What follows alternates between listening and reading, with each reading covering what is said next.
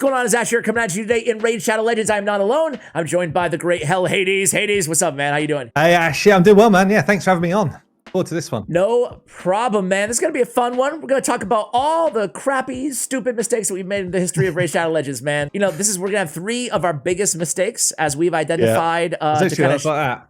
Get the book. Which page? Yeah, right? Well, hey, I'm going to let you are the guest of honor, my friend. I'm going to let you lead off here. What was one of your biggest mistakes that you've made in Raid Shadow Legends? Yeah, I'm going to go with one of my early mistakes first. So, okay. I mean, I've been playing the game now for, I don't know what, a couple of years or whatever, 2 and a bit years. And when I first started playing the game, I was pretty impatient. And I actually got blood gorged as my first or second, maybe my second legendary. And I'm quite a completionist when I play these type of games. And I did not want my blood gorge to be unbooked. So it kind of led me down the dark path, right? It led me into that place of starting to spend money quite early on books. And books have never been cheap in this game. So buying legendary book packs kind of, and not really waiting for, oh, this one looks like good value. Actually buying up like the pop-ups of, you've just got a champion, buy this book pack. And I mean, I look back now and I'm just kind of like, money was really wasted in those early days. Available now on iOS and Android. It's a totally free RPG PvP DVD. Where's the money, Lebowski? You want that money, Lebowski? Where's the fucking money, shithead? Blood Gorge has been the one that's kind of stuck with me because I don't really ever use him. I never really, you know, after a few weeks, I probably didn't really use him a lot anyway. So yeah, that was a pretty brutal kind of rude awakening to Raid Shadow Legends. Yeah, rip Blood Gorge. At least he got a buff recently, man. Yeah. Have you found he's any not terrible. use, just out of curiosity? Yeah, he's not a bad. I mean, he can kill anybody with an A3. But have you found any use out of this champion after the buff, or you still not really use him? Not for my account. I think he is way more usable now, but for my account, I'm probably just a bit past it, honestly. And I felt the same thing, man. My first champions, I was very lucky with. I think my first epic was Skull Crusher. My first legendary was Biggin. But then after that, it was the same type deal. It was like every time I got an epic or a legendary, I almost felt this innate pressure. Use all your resources because it's a higher rarity champion, you know? So I think that's a very common mistake is, especially with rarity going up, it takes more resources to max out these champions anyway. And yeah, because when you do, it's just like sometimes you might not even be using the champion. So totally hear you there.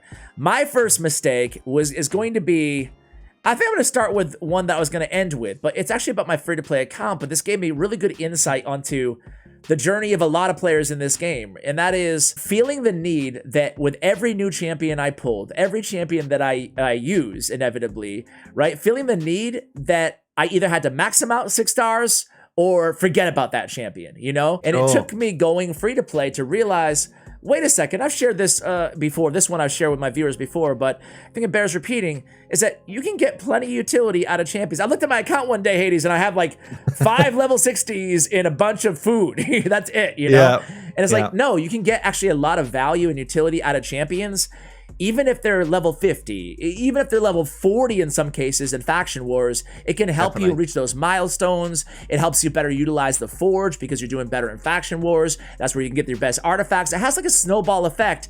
Not only, you know, can you get utility out of these champions, but you don't have to use all your resources to get them to 6 stars, you know? Yeah, 100%. I actually had a guest on a stream. Earbad is his username. He came on. He was totally free to play and had been playing the game for about as long as I had, maybe a bit shorter actually. And he'd beaten all of Faction Wars, but he'd taken screenshots of his teams. We kind of went through it on a stream. It was a really fun one actually. And I'm not joking, like near enough every single team that he showed off had like 160, 2 or 3 50s, and 1 or 2 40s. And it was just about the way he geared his champions. If it was a controlled champion, he had enough accuracy to do the work, but pretty much it was like, keep people alive, and then I need someone in there for damage who's probably going to be my 60.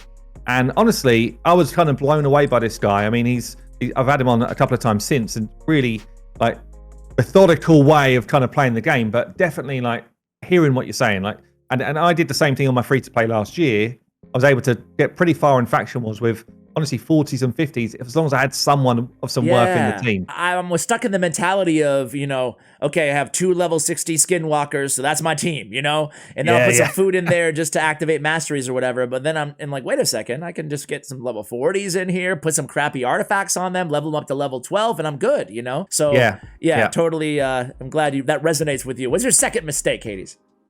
Well, this one, I'm going to go for this one first, actually. So my third one's kind of similar to my first one in a sense. But okay. Basically, one of my biggest regrets is not fusing Herndig. And he was probably the first really good legendary fusion that I've skipped on. I was like, look, I'm a bit burnt out from fusions. I'm taking a break. I'm having a month off. And Herndig was the guy that I decided to do that on. Honestly, because, I looked at it and I was like, another AoE drop defense champion. I've kind of got plenty of these on my account. Is he really going to make a difference to me? I don't think he is. And it was a wrong call. Basically, it was just a straight up wrong call. The guy since has just been shown to do work. He does work right through the game. And now I'm sitting here with this kind of, a gap in my roster where I really would love Herndig to be. And I absolutely would be using him. So, just one of those kind of, first glance of a champion isn't always the picture, and that's true of a lot of them actually. You kind of play test them for a while, don't necessarily get the full picture of where they could be useful, and of course we don't know what's coming down the line in terms of content, which all of a sudden might just kind of ignite them. So Herndig was kind of one of mine, and I guess a lot of people would probably look at it as what was their fusion, which they probably really wish they'd got, which they didn't get. Yeah, I think I missed so many good fusions, Hades. I totally hear you, man. It's a lot of time commitment, isn't it? If you really want to get one, like the latest one, I mean, damn, some of those point scoring is high. Yeah, really and high. It's like, it's nice for these stupid YouTubers to sit here and be like, I got another fusion, right? But, jokes aside, right? It's just, it's easy for us because it's also part of our job, But people have a life, which I'm reminded of. I had no idea. Because I was traveling this weekend, right? And there's a fusion going on. And it's like, I missed a couple days just not logging in and staying on top of everything. And now it's too late, So life happens, and it's, it can be tough. But to your point, even fragment summons, fragment summons especially, I'm like, if I can, I'm going for everyone because never know who's going to get buffed. Never know that a champion that we think is going to suck at first actually has utility somewhere down the line. So I totally agree with you there. Yeah, I think a lot of people that didn't get Brognir in that boat now, they're just kind of like, damn, Brognir. And that was me. You didn't, did you? Yeah, you didn't. Yeah, that's it. But I almost didn't. But yeah. Oh, another one. Brognir. Oh!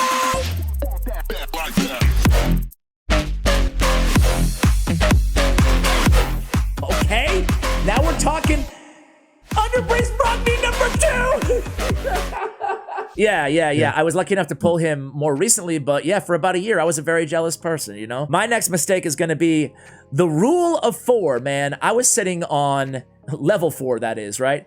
I found myself, for the first year or so I played this game, I don't know if it was a year, but it takes you a while to build a full storage of artifacts, right? And I was going through and I was, getting rid of my flat stats and, crappy artifacts, whatever. But I found myself one day with a full artifact storage and half my artifacts ended up being crap, And I ended up, I'm not sure if you've ever been in this position. It's a very sad state of affairs, Hades, when your whole inbox is full too and your artifacts are full. You're like, oh no. Yeah. It feels like a real life chore that I have to do, Yeah. But I would have so many artifacts that ended up being total crap.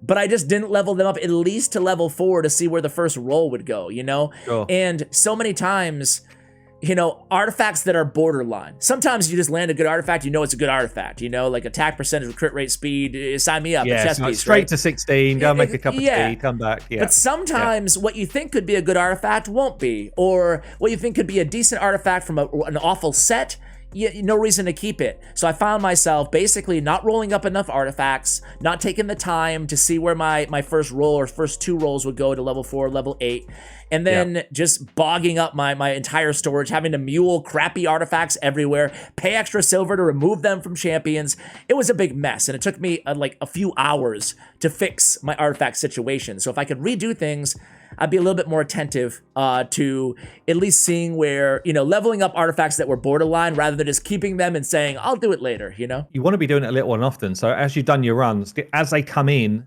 do want to be kind of cleaning them out. Otherwise, you get to that point, like you say, the storage is full up and you're like, oh no. I've got so many to do, and it feels like the whole task just feels bigger and bigger, doesn't it? It kind of gets to that point where like, oh no, I don't want to do it. It really does. It really starts. That's the one thing to me. I'm like, oh boy, that's something I really don't want to do. So hey, just while I'm here talking about random mistakes in the background, I'm playing Faction Wars, and I didn't realize for a long time that Faction Wars 20 has the same percentage to drop the artifacts, or excuse me, the glyphs, as stage 21 does. So I think it was like probably a year ago I learned that, and I'm like, I've been doing stage 21, wasting like 10 extra minutes a day or whatever, you know. So now I just do stage 20. It's the same percentage of a drop. A bonus mistake for you guys. Did you know as well that there's this little button in the bottom left? If you click it, you can actually come off of auto and use A1s and save abilities for Faction Wars like extra waves. It's an incredible thing. It's actually an incredible something I found. Literally, you can click auto, it stops it playing on auto, and you can play the game. This is true. This is true. There's a Hades bonus mistake for you guys. Look at this. There's so much content coming at you guys. What do you have for your last mistake? Yeah, so my last mistake is actually, again, it's this impatience thing. But early on, probably way before I needed to, I started to buy up the odd gear set. Now, on my account right now, buying gear sets is actually not that bad an investment, because it just takes me so long to get anything good from dungeon running. Right? My account's pretty stacked. To get one new piece, it's probably like 2,500, 3,000 energy.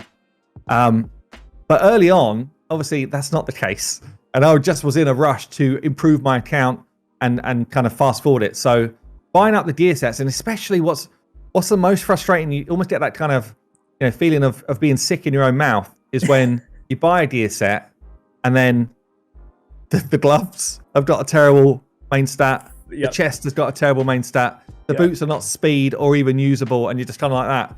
50% of the gear set immediately is in the bin. Yeah. And the other 50% you're rolling the dice on. And it was just, I just put money into stuff that was just dumb, honestly, early on. I should have just been throwing, if I was going to pay, which I was happy to do, put some money into the energy, just go and farm the stuff. Stop trying to fast forward it, because honestly, a lot of these packs just don't do that for you. Until you truly understand the game, do you agree with me here? You just shouldn't spend money on the game, Like, maybe the gem 5 pack. or 10. Yeah, maybe early on you spend like, whatever a little bit of money to you is. Everybody's different, but maybe you spend $10 or whatever to get a little boost. But really, you're probably going to waste. We all did it, I remember you pull a champion, they throw those crappy offers for those affinity potions or whatever at you. And all I'm like, over yes, I need it. Maxim. We don't like to talk about spending money in the game that often here on our channels, because the truth is you can have just as much enjoyment in this game without spending money. But if you're going to spend money, I feel like a lot of people, myself, I'm guilty as charged. You kind of walk into the game being like, okay, let's get past the early game with spending $100 or whatever, and you end up spending money on dumb stuff, So totally good one there. I was doing the same thing. I was buying accessories, man, for all my champions in the very beginning, It's you mean like one spider run I could have gotten this, Yeah, it's brutal. My last one is it's kind of a more niche one, but this one was my more recent of my 3 mistakes. And it was for a long time in the game, I just didn't value the ability of increasing all buffs on my team. And again, I had so many mistakes here written down, like not building nukers too squishy, blah, blah, blah. But this is one that it's just, there's not that many of these champions to begin with, like Godseeker and Nere's, Crispy Ageless, even like there's some even rare, a couple rares like Valerie, for example, has this ability.